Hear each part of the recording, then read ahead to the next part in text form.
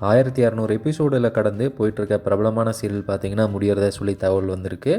இதில் ஹீரோவாக நடிக்கிற நடிகரே பார்த்திங்கன்னா இதை பற்றி பேசியிருக்காரு. என்ன சீரியல், என்ன சொல்லியிருக்காங்க அப்படின்னு சொல்லிட்டு முழு தகவலையும் இந்த பதிவில் நம்ம பார்ப்போம். 2020 இப்போ வரைக்குமே ஸ்டார் விஜயில் ஒளிபரப்பாயிட்ருக்க ரொம்ப ஃபேமஸான ஒரு தொடர் தான் பாக்கியலட்சுமி. கிட்டத்தட்ட ஒரு 1200 எபிசோடில் கடந்து சக்ஸஸ்ஃபுல்லி ரன் ஆகிட்டுருக்கு. ஸோ அந்த சீரியல் முடிய போகுது அப்படிங்கிற மாதிரி அப்பப்போ நியூஸ் ஆனது வரதை நம்ம பார்த்துருப்போம். நம்ம சேனலில் அது குறித்த தகவலும் அப்டேட் பண்ணியிருக்கோம். இந்த நிலையில் இந்த சீரியலில் கோபி கதாபாத்திரத்தில் நடிக்கிற நடிகரே இதை பற்றி பேசியிருக்காரு. ஸோ இந்த ஃபோட்டோவை ஷேர் பண்ணி, காலை வணக்கம், பாக்கியலட்சுமி என்ற பப்ளிக் எக்ஸாம் முடியும் நேரம் நெருங்கிவிட்டது. நான் பாஸா இல்லை ஃபெயிலா என்பது ரசிகர்கள் என்ற உங்கள் கையில் தான் இருக்கிறது.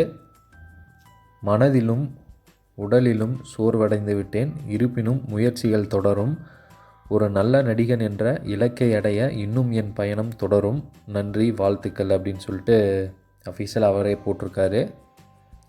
இதில் ஃபஸ்ட் லைனில் அவரே தெளிவாக சொல்லிட்டாரு, பாக்கியலட்சுமி என்ற பப்ளிக் எக்ஸாம் முடியும் நேரம் வந்து விட்டது அப்படின்னு சொல்லிட்டு. ஸோ இப்போது கிளைமேக்ஸ் காட்சியில் எடுத்துகிட்டு இருப்பாங்க அப்படிங்கிற மாதிரி சொல்லப்படுது.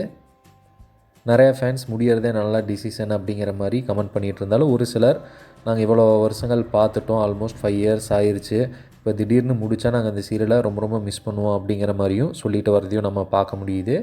இதில் நீங்கள் எந்த கேட்டகரி, சீரியல் முடிகிறது நல்லது அப்படின்னு நினைக்கிறீங்களா, இல்லை இன்னுமே கொஞ்ச நாள் போனால் கூட நாங்கள் பார்க்க ரெடியாக தான் இருக்கோம் அப்படின்னு சொல்கிறீங்களா?